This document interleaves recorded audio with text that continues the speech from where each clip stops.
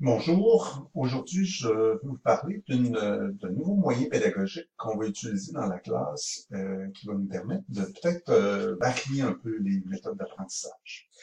On va appeler ça le ZAC. ZAC pour Zone d'apprentissage coopératif. En fait, probablement que la plupart, si c'est pas la totalité d'entre vous, vous avez assisté depuis 6 mois à des Zooms. Vous avez participé à des Zooms ou à des Teams, là, dépendant de la technologie, avec un grand nombre de personnes, 30, 40, une classe, un groupe, une grande famille. Et vous avez probablement constaté que plus le groupe est important, plus l'attention des gens est difficile à garder. Moi, j'ai assisté à toutes sortes de choses, des gens qui allument pas leur écran, qui font autre chose en même temps, qui sont juste pas attentifs. Alors, c'est un peu navrant, puis j'ai l'impression que à ce moment-là, tout le monde perd un peu son temps, et surtout si ça s'étire. J'ai eu des expériences de Zoom en petits groupes, petite unité de 4, 5, 6 personnes, et là, j'ai trouvé ça nettement plus intéressant et productif, surtout si c'est ramassé dans un temps restreint et que les gens sont vraiment attelés à la tâche. Alors, ça m'a donné une idée de penser à une nouvelle formule pédagogique. D'autant que j'ai voulu mettre en mouvement les étudiants.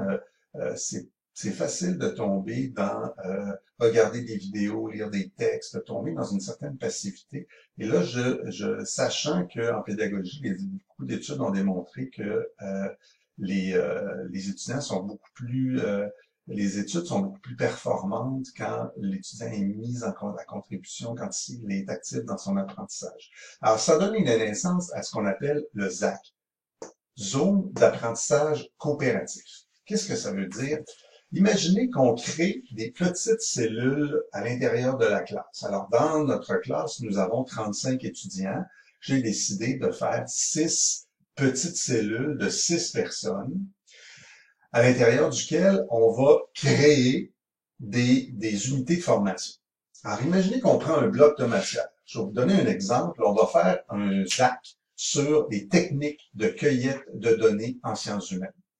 Alors, 6 personnes dans un ZAC et on divise la formation en 6 morceaux. Alors, on donnera à chacune de ces personnes une technique. Toi, tu t'occupes du questionnaire, toi, tu t'occupes de l'entrevue, toi, tu t'occupes de l'analyse de contenu, toi, tu vas t'occuper de l'observation.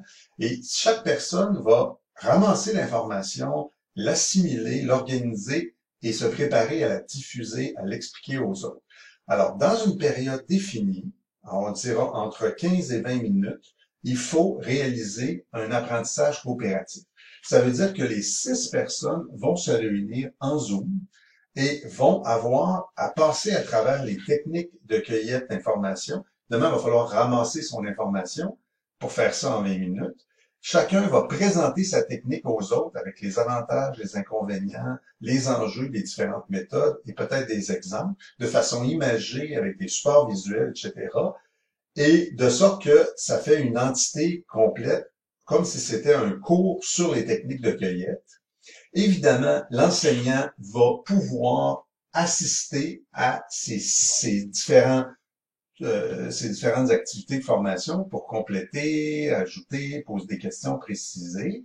Et on va mettre en compétition ces 6 équipes, ces 6 groupes de formation-là pour faire ressortir la meilleure capsule de formation qui sera ensuite considérée comme les notes de cours sur le sujet. Le prof donnera pas de cours sur les techniques de cueillette.